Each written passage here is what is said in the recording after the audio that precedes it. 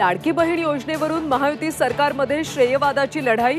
मुंबईत भाजप महिला मोर्चातर्फे लाडक्या बहिणींचा देवाभाऊ कार्यक्रम, तर फडणवीसांना देखील गुलाबी जॅकेटची भुरळ।